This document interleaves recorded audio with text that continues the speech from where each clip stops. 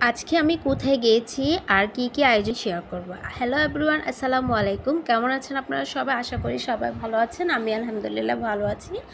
আজকে আমার ভাইয়ের থেকে একটা বেবি হয়েছে, যার নাম রাখা হচ্ছে, তাই আমরা এখানে বাপের বাড়িতে গিয়েছিলাম।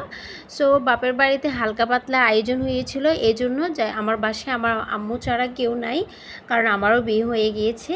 সো আমি মিষ্টি নিয়ে গিয়েছিলাম। এখন আমি সব কিছু এখন সাজিয়ে দিচ্ছি টেবিলে। আমার আপুরা আসছে, আমার দুলাভাই আসছে, সবার জন্য আমি দেখতেছি।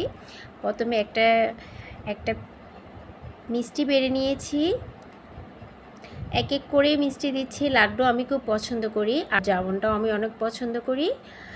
আর সো একটা একটা করে সাজিয়ে দিচ্ছি মিষ্টি। এই যে আমার সাজানো কমপ্লিট হয়ে গিয়েছে মিষ্টি। আর হচ্ছে এখন আমি নুডলস রান্না করেছি, আম্মুকে হেল্প করেছি, কারণ ভাবি যেহেতু অসুস্থ। আর এদিকে রান্নার আয়োজনও চলতেছে খুব জোরে সোরে। আর ডিম সিদ্ধ দিয়ে দিয়েছি, আর হচ্ছে গরু মাংস রান্না করতেছি আলু দিয়ে, কারণ আম্মু এক্সট্রা করে রান্না করলে অনেক বেশি হয়ে যাবে, আম্মুর জন্য অনেক কষ্টদায়ক হয়ে যাবে, যার কারণে আমি একসাথে মিক্স করে রান্না করে দিচ্ছি, আম্মুকে হেল্প করতেছি।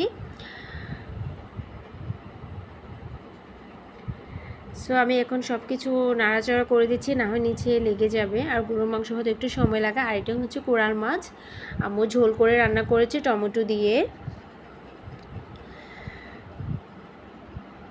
আর এটা আমার নুডলস রান্না করেছিলাম, সেই ভিডিওটা।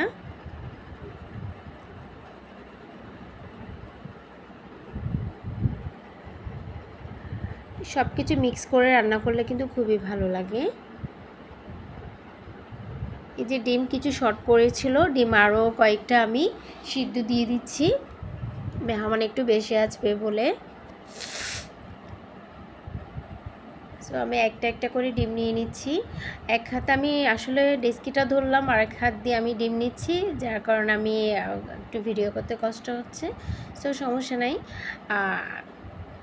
সবাই যখন চলে আসে তখন কষ্ট করলেও ভালো লাগে, কাজ করতে খুবই ভালো লাগে তখন। যে আমি একটু মাংসের মধ্যে ঝোল দিয়ে দিয়েছি, একটু ঝোল করে রান্না করতেছি, কারণ এটা আরেকটু শুকাবো, মাংস হতে একটু সময় লাগে। সো প্রায়টা আমার মাংস রান্নার কাছাকাছি চলে এসেছে।